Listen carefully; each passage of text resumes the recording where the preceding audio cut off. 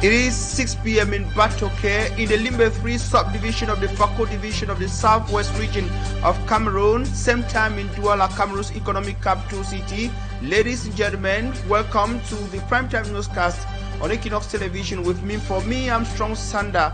As the post-electoral unrest deepens across Cameroon, the situation is increasingly gaining attention, becoming preoccupying to external stakeholders and international actors. The United States of America's elected official is urging the U.S. government to reassess its relationship with Cameroon and also look deeper into the post-electoral situation in Cameroon.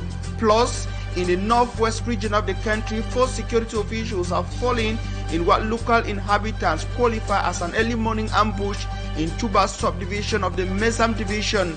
This unfortunate situation has added fresh wounds to tensions in a locality that has been badly hit by years of an armed conflict. These stories and more will be yours in this edition of the news.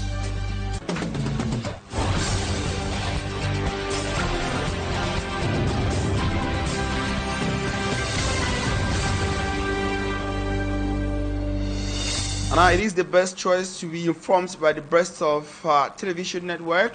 You are on to Equinoxe television. We live from Douala, Cameroon's economic capital city. Now, we start with our main story. In the northwest region of Cameroon, 4 security officials reports say have fallen in Bambili, that's in the Tuba subdivision of the Mesam division, in what local inhabitants describe as an early morning ambush. The situation has added fresh tension to a locality already affected by years of an armed conflict within the context of the conflict hitting the northwest and southwest English-speaking regions. Details with our northwest regional chieftain correspondent, Stella from Bamenda. The identity of the attackers has not been independently confirmed, and Cameroonian authorities. The attack took place early Wednesday, November 5th, near a local market area in Bambili, a university town in Tuba subdivision. According to local sources, the security team was on routine patrol when they came under sustained gunfire. Residents say they heard several minutes of gunshots and remained indoors until the situation appeared calm. No civilian casualties have been reported, but 4 of the elements were killed in the ambush. Shortly after the incident, 2 videos appeared on social media in which a speaker claims separatists are responsible for the attack. The identity of the attackers has not been independently confirmed, and Cameroonian authorities are yet to issue a public statement. Bambili lies on one of 2 English-speaking regions of Cameroon, where armed separatists have been demanding independence from the predominantly French-speaking central government since 2017. The conflict has led to thousands of deaths and forced many residents to flee their homes. Analysts say incidents like these reflect the continuing volatility despite calls for dialogue and peace-building efforts in the region. The names of the officers killed have not yet been released, but the conflict in Cameroon's Anglophone regions remains a major humanitarian concern. Another sad story, a 46-year-old man has been discovered dead in his room in Mbonge town, Mbonge subdivision, in the Meme division, that's in the southwest region of Cameroon. Local officials are yet to determine the exact cause of the unfortunate incident, but we hear that his lifeless body has been placed in a local hospital mortuary. Details with Boy from Kumba. Beside me is the house that harbored Ngam Joseph, 46 years of age, a liquor dealer within Bonge subdivision in Meme division, who was discovered dead in his house. I want to send out my bike so that I can go to work. I discovered that my neighbor's room is open, so I was trying to call him. I was very stranded though. I called my big sister and said that, sister, come, the way neighbor is lying, I don't like the way I don't understand. My sister just came that very moment, and my sister shot his name, neighbor. he did not answer. So my sister, that very moment, my sister just shouted at the other neighbors that he's calling our neighbor is not even getting up. So the other neighbor just came at that very moment and they tried to shout his name. Ngam Joseph transferred to this neighborhood 6 months ago. Just to let you know that 2 weeks before, it is alleged that he was beaten by 4 of his friends seriously, that the quarter intervened. Yesterday, another neighbor cooked up with a quarrel, but this morning he was discovered dead. The circumstances that may have killed him is yet unknown. Just to let you know that the divisional officer for Kumba 2, the police commissioner for Kumba 2, and other security agents were here, accompanied by the representative of the State Council and medical doctors to ascertain what must have happened that killed him. Just to let you know that his corpse has been conveyed to the Kumba Regional Hospital mortuary annex pending investigation, as neighbors and some of those involved have already been arrested for investigations. We'll be giving you updates as the Meme State Council has opened investigation to this matter.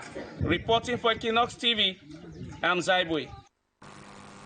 Thank you, Zabo. Now, we're not leaving the southwest region. From Kumba to Buoya, about 500 people of government practicing school Ndongo Wokoko in the town of Buoya risks being electrocuted by a high-tension cable that fled, according to local inhabitants, has fallen on the school building this Wednesday morning. The cable, according to local sources, fly across the roof of about 4 classrooms and an office that poses a very powerful threat to the lives of the local learners and also school officials. We have details with Rex Afon in Buoya.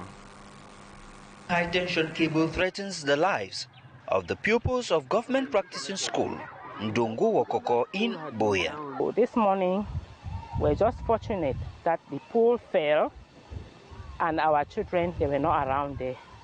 No, any teacher, none of us were around the pole. There was a large sound that came out from that pole that really frightened the children and I and my teachers. But thank God for the psychosocial support training that we have been having. I was able to manage the situation. Repeated pleas for new support for these cables have been met with silence from those responsible. If it is possible, that high tension passing just close to the nursery building, class 1 and 2 of primary school, the office, and class 6, if there's a way that they could deviate, they could send the rope, the cable elsewhere, I think it will be better for the good of the children. Thanks to the swift action of the school authorities, the children have been moved to safety. I had to evacuate the children right down to class 5 building and make sure that they don't stand on cement while observing how it goes and making calls here and there. I thank God for the quarter head who had to call Sonel also, and they responded promptly. They have stopped the fire. If the cable spares these children, the heap of garbage dumped right in front of their school may not. That's that they can dispose of. We have plastics there that they can burn them at home. Basket, tomato basket, they can burn them at home. They enter and dump everything in Ndongo Wokoko school. You have even diapers. It's really terrible. The health of our children. Removing this cable and the garbage is a matter of urgent necessity. If nothing is done, the silence here could soon be broken by cries. And now we'll move on to the page dedicated to the imposed 3 days lockdown across Cameroon, though commercial activities are gradually regaining full steam at the Sandaga, Vimbopi and Dokuti markets of the economic capital city Douala on day 3 of the lockdown imposed. Profit maximization remains an issue given that customers are lacking. Mostly business persons are keeping most of these markets busy. In agencies traveling notably to the northwest and southwest English-speaking regions of Cameroon, also to the west region, buses remain packed for the second day. Innocent as they made a round of some of the markets and traveling agencies in the city of Douala, and compared to the following report.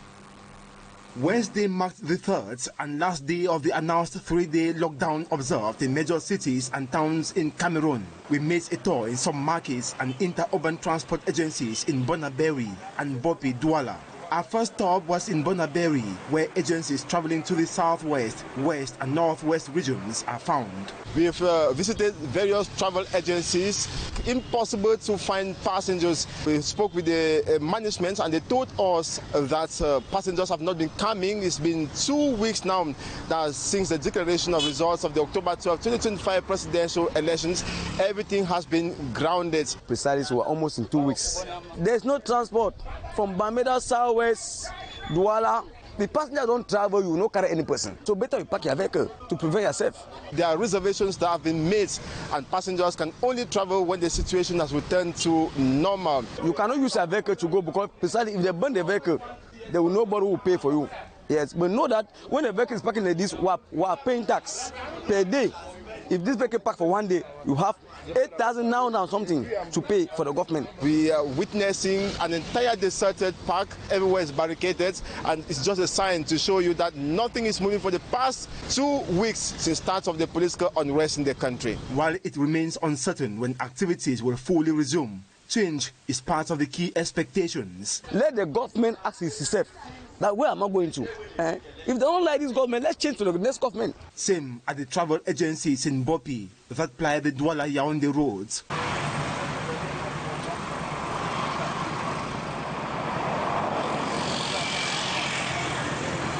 We miss our next stop in some markets. We are day 3 of the announced ghost town. We are exactly at the Mbopi market. Here we see economic activities ongoing normally as compared to the previous 2 days. We're talking about Monday and Tuesday. And to some of those who've spoken to at the Mbopi market, they told us that the population that you see in the markets are not buyers, they are mostly traders. Around 4:35 market and close. No one of the market at the truth. Now only people they said there is a market. Don't say for that activity, no activity today. Some of them also told us that activities are not going at all and are hoping that things will get better once this is over. Non, les activités sont tellement au ralenti. Nous souhaitons que le pays reprenne rapidement la stabilité pour que les activités reprennent normalement. Depuis, nous sommes au marché déjà. Nous sommes venus aujourd'hui parce que c'est un peu dur. Il faudrait qu'on lance cette activité normalement. Et vu la situation qui est dans le pays actuellement, c'est délicat. Nous avons décidé de chercher comment. Sinon, nous sommes pour le changement. Similar affluence witnessed in the Sandaga market, Douala 1 subdivision. Depuis lundi, on est à Sandaga, on vend, mais il n'y a pas les clients. Pour le marché ne donne pas.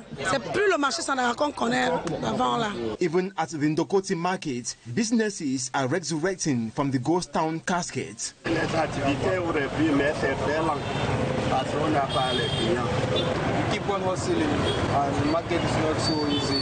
People are buying, some people are not buying, some people are complaining that they don't have money to eat, that they instead need food. So, we are just keeping on hoping that things are supposed to go on normally as usual. They are hoping that things will get better once this is over. Reporting live for Equinoxe Television News, we are Innocent Aze, Ube Michel Kamini, Dallas Channel. And the government of Cameroon, through the Ministry of Transport, is taking steps to revive the transport sector amid the post-electoral tensions across Cameroon. A meeting was organized in Yaoundé in this light with national representatives of transport trade unions, and the problem projected, as our reporter Sedi Chakuchu tells us. He insists that questions asked by representatives were not effectively answered, as some of them indicate in his report. In a still tense post-electoral atmosphere, the Cameroonian government attempted to calm the anger of road transporters. Last Tuesday, November 4, 2025, the Minister of Transport, Jean-Ernest Masséna Galabi-Behe, convened national representatives of the sectors in Yaoundé to ease tension and restart the movement of people and goods. Gathered in the ministry's conference room, road transporters acknowledged that the slowdown in transport activities observed in recent days was due both to fears of post-electoral violence end to logistical difficulties. Vu la situation que le pays traverse en ce moment, given the current situation in the country, trade unionists and drivers have automatically understood, ont compris qu'ils ne peuvent pas circuler de peur que leurs véhicules peuvent être vandalisés. That they cannot operate for fear of vandalism, destruction of equipment, or even the loss of the driver's life. This is the unique reason why they chose to park their vehicles and wait for the government to address the problem. Pour que enfin l'ordre puisse régner. In a means to find solutions to this silent strike, one of the priorities announced by the minister is securing strategic roads. Forces of law and order will now escort road transporters, particularly on the Douala-Gaoundéré, Douala-Yaoundé and Douala-Djamena corridors. This, according to Magumu Menadje Basil, National Vice President of the Road Transporters Trade Union of Cameroon, is a first step which can assure the security and safety of road transporters, mostly those coming from Chad and other African countries. I was reassured yesterday when the Minister of Transport had taken measures following a meeting with the head of government regarding security measures across the country to ensure the smooth movement of goods and people. And of course, the union representatives will contribute to this effort. As Cameroon tries to overcome the post-electoral tension, the transport sector is once again becoming a barometer in our social life. The minister's announcement signals a desire to bring back peace. However, expectations remain high. And the situation in Cameroon is not only preoccupying to Cameroonians at home and abroad, but also to international stakeholders and actors. A United States elected official is raising an alarm on the post-electoral situation in Cameroon, asking the U.S. government to review its relationship with the state of Cameroon on grounds of the non-respect of democratic values, but also human rights. We have details with Anna Bila in the following report.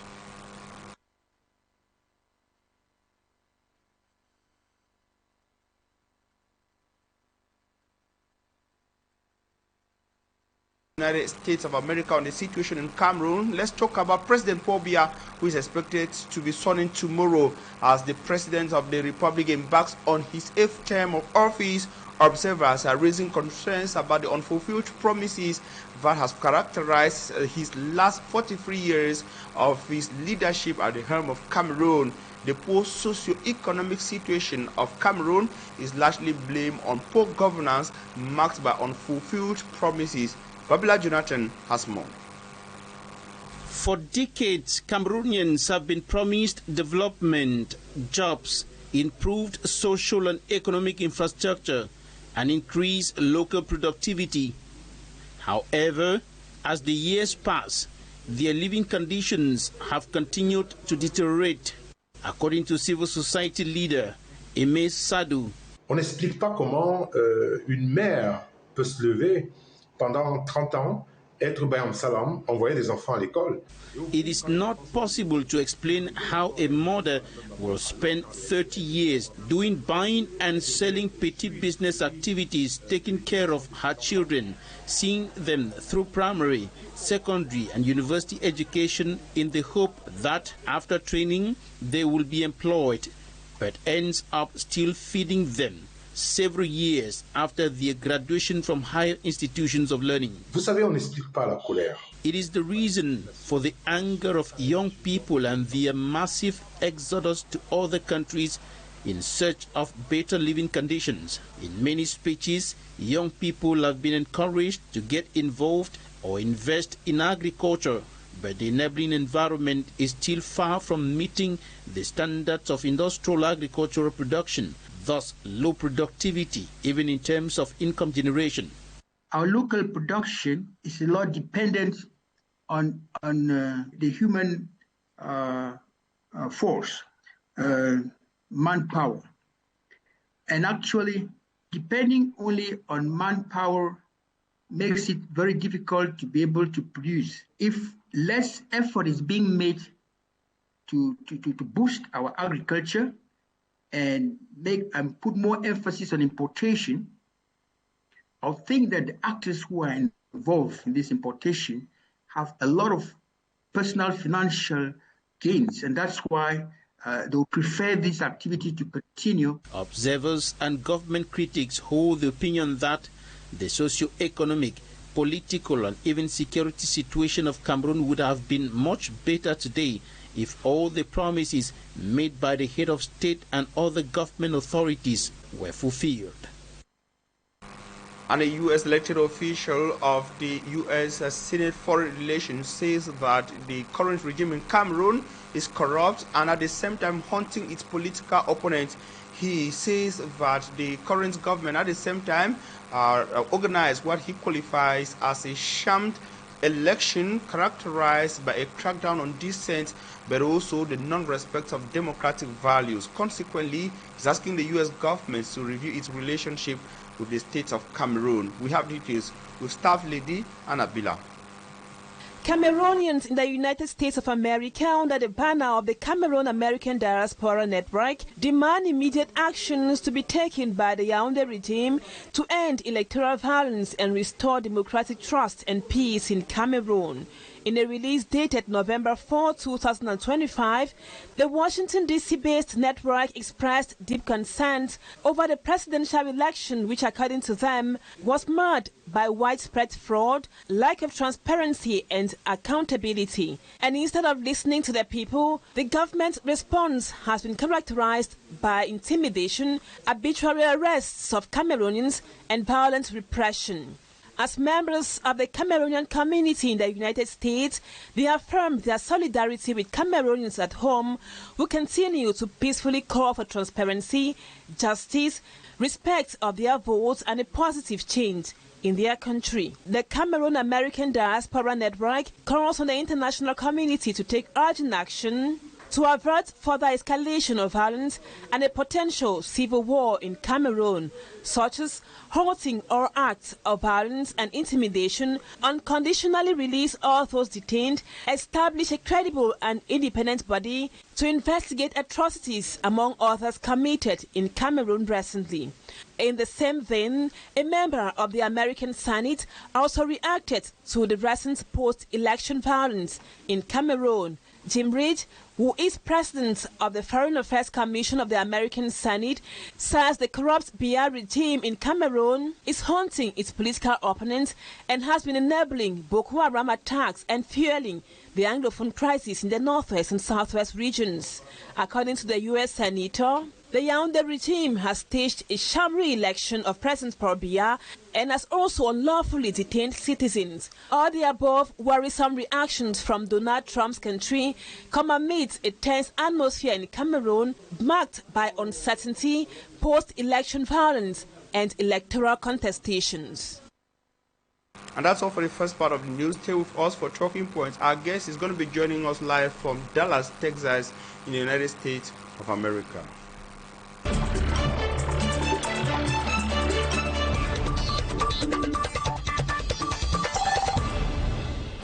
Dr. Ivo DITAH is a civil society actor and a Cameroonian based in Dallas, Texas, that's in the United States of America. He's our guest on Talking Points today.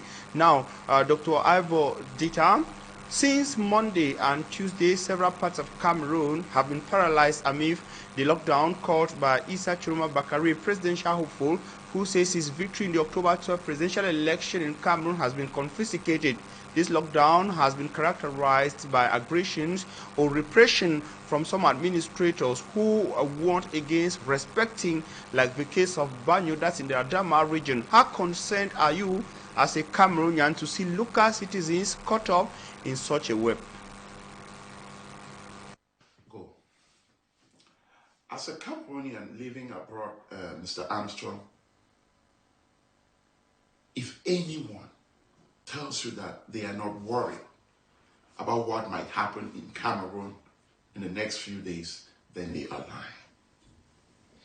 We are now going to bed with keeping one of our eyes open, wondering what tomorrow holds for this nation. The authorities need to understand the frustration. They need to come to terms with the magnitude of the problem. After 43 years of ruling with impunity, the time has come for a change in strategy.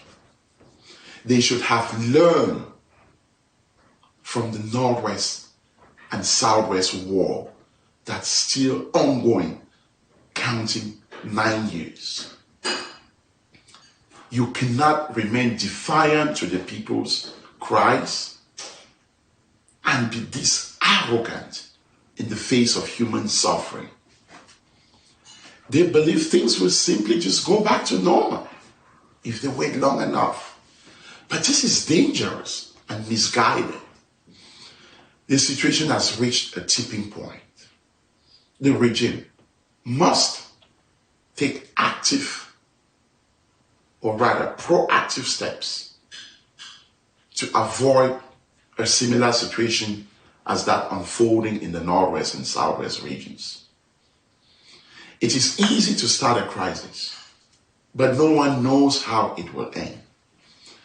If the government continues to ignore the signs of this unfolding tragedy, we are heading down a dangerous path. The only way forward is for this government to listen to the people, initiate an immediate inclusive dialogue with the opposition, civil society, religious bodies, and all stakeholders. I invite the moderates in this government and the CPDM to come out and make some sense of the current ongoing unrest.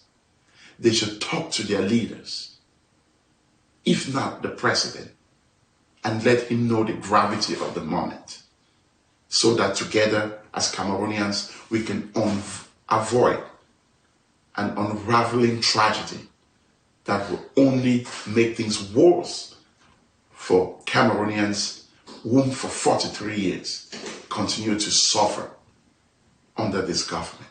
Thank you. Thank you immensely, Dr. Ivo DITAH. Now, I'm going to be coming back to you subsequently to know from you how you feel viewing such scenes from home country Cameroon. Remember that today's ghost town is a continuation of a chain of unrest that followed the election and the proclamation of the results of the 12 October presidential election. I'm sure you followed the street protests across Cameroon and the response from the government of Cameroon, which civil society actors like you and even right defenders say that was high-handed and repressive. You sure had a way you felt considering that it was happening in your home country. Now, ladies and gentlemen, we shall be coming back to Ivo DITAH in subsequent editions of News on Equinoxe Television. Thank you immensely for your keen attention. I will urge you to stay in the company of interesting programs for your #1 television network, Equinoxe. Thanks.